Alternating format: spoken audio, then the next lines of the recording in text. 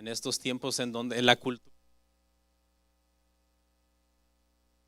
tapar la boca, pero damos gracias a Dios por ministerios como el de usted y bueno, algunos otros pastores que están proclamando el evangelio a pesar de la censura. Muchas veces usted ha pasado muchas veces por el tema de la censura. ¿Cuántos canales de YouTube ha perdido, pastor? Sí. Hola, sí. Hola, testing, 1, 2, 3. Sí.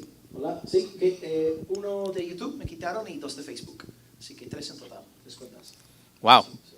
Precisamente por este tipo de temas, ¿no? Temas como estos. Claro, ideología de género también, claro. Sí. Excelente. Bueno, muchísimas gracias, pastor, por estar aquí, sacar este tiempo. Y bueno, la primera pregunta que tengo acá es ¿cómo le ha ido en Georgia? Que según que iba a ser del tema, ¿no? Lo que pasa es que aquí en Georgia es que le ponen a uno un montón de comida. Es que claro, cuando uno va a un restaurante en España al menos, que las porciones son pequeñitas, ¿no? Pero aquí en Georgia me he llevado de restaurante en restaurante, es que ponen un montón de comida y yo vuelvo a casa 15 kilos más gordito, ¿no? Mi esposo no me va a reconocer. Pero bien, la gente muy simpática, muy maja. En G3 la conferencia fue excelente, disfruté muchísimo. Y sí, así que muy bien, me gusta mucho aquí. Yo vivo en Almería, sureste de España, y ahí todo es marrón, claro, porque no llueve. Pero aquí veo lo verde, es que a mí me encanta todo lo que sea verde, ¿no? Y bueno, así que Georgia me parece muy bueno, bonita, Atlanta concretamente, Sí. bastante tráfico, pero sí, hermoso, todo muy bien, hasta ahora todo muy bien. Excelente, muy bien. Bueno, pueden mandar sus preguntas, aquí me han traído una, pero yo tengo aquí unas formuladas, vamos a ver esta pregunta.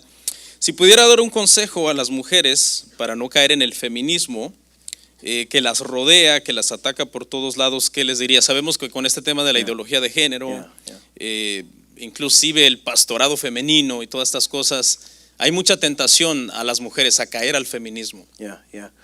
Yo creo que, claro, un par de cosas. La palabra de Dios, estudiando las escrituras, porque si una dama aquí está estudiando la escritura, no va a convertirse, vamos, todo lo contrario, no va a hacerse feminista. Todo lo contrario, va a convertirse en una mujer de Dios. Y luego lo que comenté en Tito 2:4, ¿no? Por algo Dios coloca a mujeres más experimentadas en la fe en la iglesia para precisamente pelear contra todas estas presiones, porque de verdad son presiones muy grandes y sobre todo para las mujeres aquí jóvenes de hoy, para de alguna forma encajar con la sociedad. Y entonces Dios en su dulzura nos da una iglesia local y yo creo que, bueno, estas damas que estudian la palabra de Dios, que estén siempre congregándose con buenas hermanas en la fe para aprender, y yo creo que son 2 buenas herramientas que Dios nos ha dado para alejarnos del peligro satánico, ¿no? De caer en el feminismo. Así que la palabra y la comunión con otras mujeres piadosas. Amén. Este es un problema muy común en estos días, ¿no? Incluso, como usted mencionaba, se ha llegado a la iglesia, se ha metido a la iglesia. ¿Usted cree que el pastorado femenino pudiera ser una manifestación de este feminismo de repente en donde hay iglesias que hacen mucho énfasis en que la mujer de repente es más espiritual que el hombre? Porque vemos el feminismo allá afuera de una manera rampante, pero ¿hasta qué punto esto ha entrado a la congregación también, a la iglesia? Sí, claro, el movimiento feminista empezó el siglo pasado. Y es precisamente el siglo pasado cuando empezó el pastorado femenino, porque cuando estudiamos la historia de la iglesia, desde el siglo I hasta el siglo XIX no hubo ni una sola pastora, ¿no?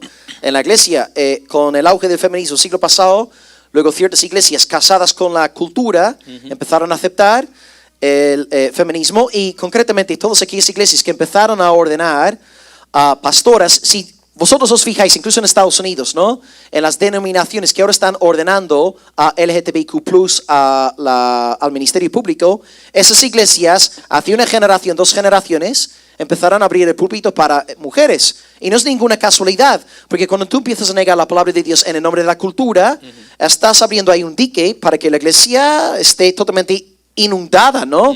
De ideología satánica. Así que todas las denominaciones que estamos viendo hoy día, incluso en Estados Unidos, que están ordenando a gays, lesbianas al ministerio, hace un par de generaciones empezaron a aceptar a pastoras. Así que es un factor, ¿verdad?, del feminismo cultural dentro de una iglesia.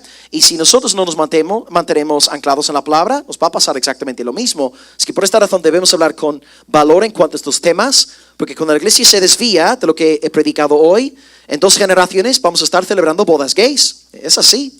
Sé que es difícil de creer, pero es así, hermanos. Wow. Bueno, la siguiente pregunta dice, ¿qué le diría a un hombre que tiene una tendencia machista, que es duro, que es frío, que es distante con su esposa? Si el machismo, el feminismo son producto de la caída, ¿verdad? Yeah. ¿Estamos de acuerdo ahí? Entonces se supone que cuando el hombre viene a Cristo debería por naturaleza, al ser regenerado, cambiar. Sí, sí. El varón machista debe acordarse siempre de que su suegro es el Señor Dios Todopoderoso. Y si él trata a su esposa con dureza, aspereza, si ningunea a su esposa, pisotea a su mujer, él va a tener grandes problemas en el día de mañana, ¿no? Él no se va a escapar. Así que, desde luego, creo que también es importante que los varones, además de las damas, estemos en comunión con otros varones y que al menos nosotros en la iglesia tenemos una reunión mensual para varones, donde los varones, ¿verdad? Para abrir los corazones, comentar presiones, porque los hombres también, no solamente las mujeres, ¿eh? El hombre es con todo el peso, ¿no? El peso laboral, el peso doméstico. Estamos luchando en muchos frentes los varones y por tanto yo creo que es importante que estos varones estén con otros varones para confesar sus pecados y aprender también de hombres más experimentados en la congregación. Así que creo que esto también ayudaría a los varones a alejarse del tema del machismo. Así que acordarse de que su suegro es el Todopoderoso. Y número 2, el fomentar comunión con otros hombres casados, con experiencia, para rendir cuentas, ¿no? Esto es muy importante. Muy bien, sí. Bueno, los que tenemos hijas debemos de saber, ¿verdad? Que no queremos que nos traten mal a nuestras hijas. Yeah. Y si nuestro suegro es el Señor, no debemos de tratar mal a las hijas del Señor. Sí. Excelente, bueno, creo que necesitamos una reunión para varones urgente, ¿no? Es muy sabio lo que está diciendo el pastor. Definitivamente creo que los hombres más experimentados, de más edad, con más años en el matrimonio, podemos aconsejar a los hombres más jóvenes en este aspecto. Bueno, la pregunta que sigue dice, ¿qué le diría a los esposos, tanto hombres como mujeres, que se refugian más en el amor de sus hijos en lugar de buscarse mutuamente el uno al otro? Porque hay esta tendencia, ¿no?, de ver a los niños como más cute, más necesitados, más vulnerables, y los padres dicen, debo amar más a mis hijos que a mi cónyuge. Yeah. Bueno, las personas así están pecando doblemente. Están pecando uno contra Dios y están pecando dos contra sus propios hijos. Y desde luego están pecando contra sus cónyuges, así que están pecando triplemente.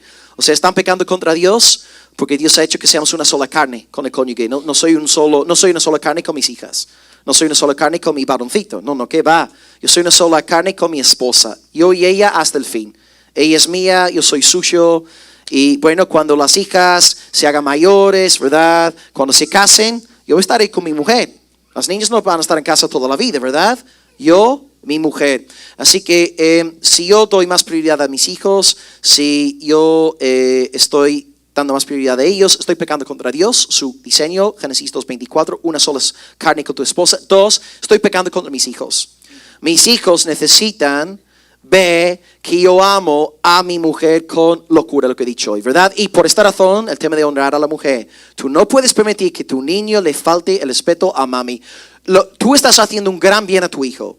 Cuando el hijo te ve a ti, ¿verdad? Honrando a tu mujer como más importante que ellos, estás dando un buen ejemplo, porque en el día de mañana, este hijo, incluso si este hijo no llega a convertirse, él va a tener un buen patrón para su matrimonio en el futuro. Y él será más propenso a amar a su esposa.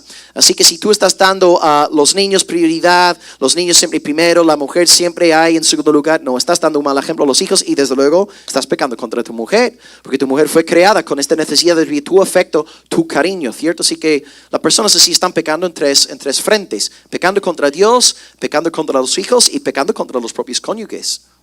Podríamos decir entonces que la mejor forma de amar a nuestros hijos es amando a, ¿verdad?, a nuestros cónyuges, ¿no? Sí, de hecho Paul Washer dice algo así, casi textualmente, la mejor forma, el mejor regalo que le puedes dar a tu hijo es amando a la madre de ellos, ¿no? Que es una frase bien bella, ¿no? Sí, así es. Sí, excelente, sí, muy sí. bien, muy bien.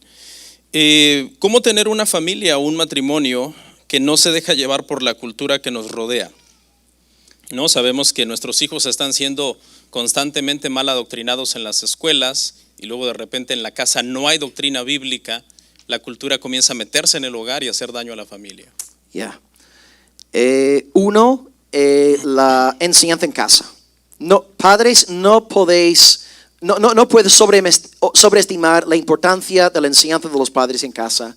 Mira, los profesores pueden decir de todo en el colegio, en el instituto, pero los padres tenéis una autoridad muy peculiar de parte de Dios.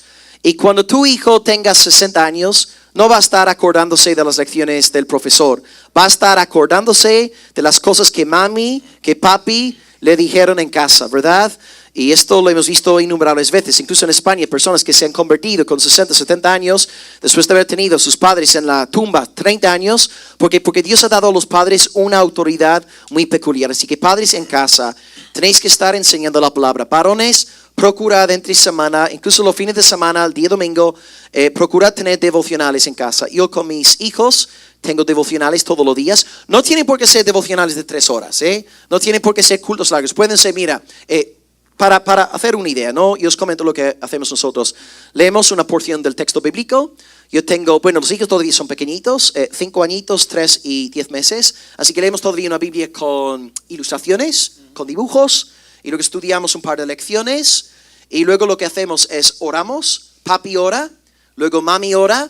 Y después la niña de 5 ora, luego la niña de 3. Y claro, con la edad que tienen repiten la oración, porque todavía no son capaces de formular sus propias oraciones. Pero queremos llegar a esto con sus 6, 7 años, que sean capaces ellas mismas de orar por su cuenta. Y luego lo que hacemos después es entonar unas canciones. Y lo que hacemos entonces, papi entona la primera canción, mami la segunda. Y luego le decimos a la de 5 años, escoge tu canción, entonamos esta alabanza. Y la de 3 años su alabanza. El tema es que ¿qué pasa? Llevan casi 2 meses escogiendo la misma canción. Así que a veces lo que hago, bueno chicas, hoy vamos a cantar otra canción, ¿no? Porque tienen sus canciones favoritas, pero poco a poco, ¿no? Hay un devocional en casa y cuando ellas sean grandes, mira, aunque yo lleve en el día de mañana, digamos que yo estoy en la tumba, ¿verdad? Mis hijas se acordarán de los devocionales. Hay un pastor, no estuvo en G3, pero es uno de mis pastores, digamos, héroes, por así decirlo, Joel Beeke, está aquí en Estados Unidos. Y él comenta de que cuando sus padres celebraron 50 años de matrimonio, los 5 hijos grabaron un vídeo. Y tenían que salir en una pantalla comentando lo que más les impactó de la vida en casa con sus padres. Y ellos no habían hablado entre sí, cada uno grabó su video independientemente y en el día del aniversario, con el pastel y los invitados, pusieron los 5 vídeos de los 5 hijos. Y Joel Beeke dice que fue increíble. Los 5 hijos, claro, ya con sus 40 y pico años, casi 50 años, los 5 hijos ya grandes, todos dijeron, lo que más nos impactó de nuestros padres fue el devocional en casa todos los días. Leyendo la Biblia con papi, cantando con mami en casa. Pasaron 40, casi 50 años y esto es lo que les quedó ahí en la cabeza. Padres, de verdad, trabajad en casa, enseñar la palabra en casa, discipulad en casa. Dios os ha dado una autoridad que no lo tiene ningún profesor. Vosotros, en este sentido, debéis hacer la obra. Y desde luego, número 2, no dejando de congregaros como algunos tienen por costumbre. Si empezáis a alejaros de la iglesia local, vais a entrar en frialdad, vais a estar siguiendo la filosofía de las películas de Hollywood y vais a acabar como las demás familias que hay en Atlanta. Así que trabajad mucho en casa, discipulado con los hijos, devocionales, hablando acerca del Señor y también no dejando de congregaros. Hebreos 10, 25. Por algo Dios nos ha dado una iglesia local, ¿verdad? Wow, excelente consejo. Sí. Muy, muy bueno. El culto devocional era una de las prioridades de los puritanos y por eso las familias eran tan fuertes. Y fíjate, los puritanos disciplinaban a los padres que no estaban teniendo tiempo devocional en casa. Es decir, en la época puritana, como dice el pastor, si un padre de la iglesia estaba siendo negligente en el tiempo devocional, lo ponían en disciplina y no podía tomar la Santa Cena. Porque estaba siendo una... Fijaos, ¿verdad, hermanos? La sociedad ha cambiado, pero sí era en la época puritana. Increíble, increíble. Sí. Excelente, wow, muy bien. Vamos a ver. Hermanos, escriban preguntas porque tengo algunas preguntas, pero son repetidas que ya hemos contestado. Entonces, si tienen alguna pregunta, aprovechen, ¿ok? Porque mañana es para jóvenes, mañana las preguntas son para jóvenes. ¿Qué debería de ser una mujer cuando ve que su marido no asume su liderazgo y actúa de una forma pasiva? Que hay hombres que de repente son demasiado pasivos y luego la mujer dice, es que por eso yo tomo la delantera y hablo antes que él, porque si lo dejo no va a hablar. Yeah. Bueno, yo creo mucho en el poder, de la oración. Creo que Dios es todopoderoso y cuando una mujer está orando conforme a la voluntad de Dios, andando en integridad delante de Dios, yo creo que Dios oye las oraciones de sus hijas y creo además que se deleita en ellas. Y si una mujer de verdad está orando para que el marido tome las riendas espirituales del hogar, esta oración es agradable a Dios, es incienso agradable, porque esta oración es una oración hecha conforme al corazón de Dios. Así que en primer lugar, que esta mujer no se canse de orar, que sea como esa viuda persistente en Lucas 18, que no dejó al juez injusto en paz, pidiendo cada día, haz justicia, haz justicia, haz justicia. Así que esta mujer se entregue a la oración. Y número 2, que respete a su marido y que espere a que él tome las decisiones. Mira, cariño, en vez de ella siempre estar tomando las decisiones, pedirle a él su opinión, va dándole el lugar para que él tome prácticamente decisiones, ¿no? En el hogar, que ella que ella no tome este paso, que deje que él tome el paso y que él lo que puede hacer es luego pedir consejo a su mujer. Y ahí con libertad puede compartir su sentir, pero en este sentido, ella no está usurpando la autoridad. Está compartiendo su sentir, su opinión con el marido y reconociendo que la decisión final recae sobre sus hombros, ¿cierto? Pero oración y número 2, este espíritu sumiso, animando al marido cariñosamente a asumir este lugar y estos asuntos que van surgiendo, que ella los va enviando en su dirección para que él tome las decisiones. Y que él sepa también que su mujer le va a apoyar, ¿verdad? Que él no se sienta, porque muchos hombres son pasotas porque se sienten amenazados por sus mujeres. Se cohíben. Exactamente, y piensan, si meto la pata, si tomo la decisión equivocada, me va a comer como una patata frita, ¿no? Entonces que la mujer apoye a su marido, incluso cuando toma decisiones incorrectas, porque vamos a ver, ¿cuántos aquí siempre tomamos la decisión correcta? ¿Verdad? Todos nos equivocamos, por tanto necesitamos esta compasión, espíritu perdonador, y si el marido realmente se siente apoyado por su esposa, yo creo que le será mucho más fácil tomar las riendas, pero muchas veces los hombres se esconden en esta pasividad porque se sienten amenazados en el hogar. Wow, muy bueno. Excelente. Unas palabras de aliento para las mujeres que de repente sus esposos no son creyentes y ellas tienen que llevar a los niños a la iglesia, adoctrinarles, guiarlos en el evangelio. ¿Qué les podríamos decir? Ánimo, hermanos. Yo conozco a muchísimos casos así, Y como regla general en la iglesia evangélica, no sé por qué, pero si os fijáis en las congregaciones, casi siempre, cuando pensamos en casos así de matrimonios mixtos, casi siempre vemos más mujeres cristianas casadas con hombres no creyentes que hombres cristianos casados con mujeres. Yo no sé, pero menos en España es así, ¿verdad? Tienden a ser más bien las mujeres que están en la iglesia. Yo diría a las mujeres, ánimo, a seguir siendo fieles. De nuevo, repito lo que dije antes, yo creo en el poder de la oración. Bueno, mejor dicho, yo creo en el poder del Dios que oye nuestras oraciones, aclamar y ser un buen ejemplo. Fijaos de nuevo en 1 de Pedro 3, 1, 2. Él dice, mira, conducta casta, conducta respetuosa, que seas una mujer afable, apacible. Y este marido, él va a vivir de una forma, ¿no? Agradecido, desde luego, de una forma agradecida por la vida de su esposa. Pero si vivís con castidad, con ese pudor, ese respeto, orándole al Señor, pues Dios puede hacer milagros. Ahora, si Dios no convierte el corazón de vuestros maridos, seguid llevando a los niños a la iglesia, porque al fin y al cabo Dios es el número uno, ¿no? Y lo que queréis es que los niños sean convertidos, salvados, pero orad por vuestros maridos. Y cuántos testimonios no hay de mujeres, ¿no? Que ahora tienen a sus maridos salvados por la gracia de Dios. Pero si Dios opta por no salvar al marido, que la mujer siga siendo fiel, que siga enseñando la palabra de Dios en casa y llevando a las niños a la iglesia. Así que ánimo, mujeres, sé que hay muchas mujeres así.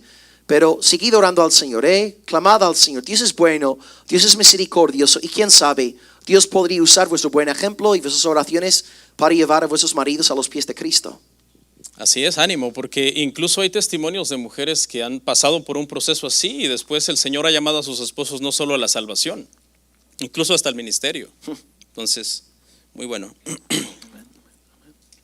Dice esta pregunta, ¿cómo debemos reaccionar ante una infidelidad? Wow, esto es un caso fuerte. Bueno, la escritura, Cristo dice claramente, Mateo capítulo 5, que la infidelidad, claro, desde luego, uno puede perdonar, ¿cierto? Para que esto no suene abstracto, digamos, mi mujer tiene una aventura con un varón. Está la opción de yo perdonar. Pero entiendo yo según las escrituras que las escrituras hablan de dos motivos, ¿no? Que apoyan el divorcio, ¿no? Mateo 5, 1 Corintios 7, sé que David Barceló, John MacArthur están aquí de acuerdo. Uno, Mateo 5, por causa de la infidelidad matrimonial, ¿no? Entonces, claro, uno como cristiano, desde luego, procura buscar la restauración. Y yo quisiera pensar que tendría en mi corazón el deseo de perdonar, procurar restaurar la relación, pero yo sé que la infidelidad es algo muy fuerte y Cristo dice que es lícito un divorcio en el caso de una infidelidad. Así que lo que yo no puedo hacer aquí con la congregación es imponer una ley para cada caso. Lo que sí puedo decir es que si una persona aquí ha sufrido una infidelidad y decide perdonar, hace bien. Pero si esta persona después de orar y entiende que el camino es a través de una ruptura, yo no podría condenar a semejante persona. Ahora, yo personalmente quisiera pensar que podría perdonar y buscar restauración para nuestra relación, pero entiendo que escrituralmente hablando que Cristo cita en este sentido un permiso para el cónyuge afectado a buscar un divorcio. Y yo entiendo que si esta persona vuelve a casarse, entiendo que no está ya pecando, porque es la víctima, ¿cierto? Pero el caso es otro, en el caso ya del adúltero. Así que ahí cada uno tiene que presentar el caso delante de Dios. Es algo bien doloroso a nivel pastoral tratar con asuntos así, pero entiende que uno puede perdonar, hay casos, y luego uno puede, y tristemente se han dado casos también de personas que sí han perdonado, pero luego a los 5 meses, a los 8, vuelve a suceder. Y claro, entonces hay cada uno. Yo no puedo dar, lo siento mucho, no sé quién me hizo la pregunta, pero yo no puedo darte una ley, ¿entiendes? No puedo decirte, haz esto, haz aquello. Ahí tienes tu libertad en Cristo, como para buscar restauración o buscar el camino del divorcio. Pero yo quisiera siempre buscar la forma de restaurar antes de romper definitivamente. A menos en mi caso, ¿no? Sí, sí, por supuesto, excelente. Y yendo en la misma tónica de este tema de la infidelidad o del divorcio, que precisamente el adulterio yo creo es uno de los golpes más duros contra un matrimonio. ¿Qué precauciones deberíamos de tomar para cuidarnos del adulterio en este mundo tan sensual en donde estamos? Algunos consejos prácticos. Bueno, para los varones que no estén a solas con damas, ¿no? Que no sean sus mujeres, ¿no? Que no juegues con fuego, ¿verdad? No juegues con fuego. Así que pongan distancia, que sus piropos vayan únicamente en dirección a su esposa. Que no estés hablando con ninguna mujer de la iglesia, ay, qué bonito tu pelo, me encantan tus ojos, nada de eso. Tus piropos para tu mujer. Tu mujer es la dueña de tus halagos, de tus piropos. Así que no estés a sola con las mujeres, no les eches piropos, rodéate de buenos varones, como antes comentamos, rindiendo cuentas, porque todos los hombres luchamos con la lujuria. Es el pecado número 1 de todos los hombres, que somos cristianos, hemos nacido de nuevo. La lujuria es muy real en los varones, no solamente jóvenes, los hombres de mediana edad, los hombres mayores, todos luchamos con la lujuria y debemos ser honestos, confesar nuestras luchas, pero tener mucho cuidado. Si estás casado, no estar a solas con nadie del sexo opuesto, tener cuidado con los toques, el coqueteo, no flirtear, no decir palabras peligrosas. Todas estas cosas nos ayudan, ¿no? Y yo creo que andando, ¿no? En grupos, hombres, mujeres, de rendición de cuentas, todo esto ayuda mucho, ¿no? Así que seguramente hay más consejos, pero son las cosas que a mí me vienen a la mente. Creo que tener cuidado con las redes sociales sería algo muy prudente, ¿no? En estos tiempos, especialmente que hay ciertas redes que sus algoritmos son demasiado sensuales, demasiado hipersexualizados. Bueno. Sí, yo diría también, lo siento, celulares. Esto podría sonar a legalismo, pero esto protege también el matrimonio. Mi esposa tiene la contraseña de mi celular. Esto significa que mi esposa ahora mismo le doy mi celular, puede entrar, y de hecho ella tiene mi WhatsApp en la computadora. Yo estando aquí en Estados Unidos, ella puede ver lo que estoy diciendo por WhatsApp, ¿verdad? Mi esposa en cualquier momento del día, tic, tic, tic, tic, tic, puede entrar. No es que sea una mujer tóxica, ¿verdad? Pero que haya transparencia en el matrimonio.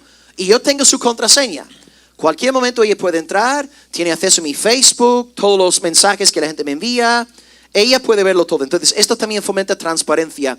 Porque si hay claves que tu mujer desconoce y tu marido desconoce, esto ya es peligroso. Porque ya estás empezando a andar en tinieblas y ahí puede surgir un gordo problema. Así que creo que también a nivel práctico es bueno que tu cónyuge tenga acceso a tus aparatos electrónicos, a tus redes sociales. Esto también protege el matrimonio también a nivel práctico, ¿no? Sí. Bueno, excelente. Esta pregunta creo que, si la entiendo bien, está tratando de hablar como el balance que uno tiene que hacer, ¿no? Entre el estudio de las Escrituras, el servicio a la iglesia, pero también el cuidado al cónyuge, ¿no? Porque de repente hay personas que quizás pueden espiritualizarlo todo y pensar que todo es simplemente pasar enseñando la Biblia todos los días, 24 horas al día a tu esposa. Entonces creo que la pregunta va por ahí. ¿Cuál sería el consejo como para tener un balance en esas cosas? La enseñanza en casa sería eso, ¿no? Un tiempo devocional con la esposa, con los hijos, algo puntual. Pero luego el hombre está modelando esta vida cristiana a lo largo del día, ¿no? Él sale a trabajar, el marido está trabajando 10, 11 horas al día. Él está dando un buen testimonio, ¿no? Una buena ética de trabajo, un hombre esforzado, está proveyendo para su hogar. Este hombre está dando un ejemplo cristiano. Como decía Lutero, ¿no? El zapatero que hace zapatos para la gloria de Dios es un santo ministro del evangelio. Así que tu hombre mono es predicador. Pero tú estás ahí fuera todo el día trabajando en el campo, estás, yo qué sé, levantando un edificio. Tú estás glorificando a Dios, tú estás bendiciendo tu familia. Y luego en casa tienes el tiempo devocional con la esposa, con los hijos y todo esto. Y luego procuras que tu familia esté involucrada, ¿no?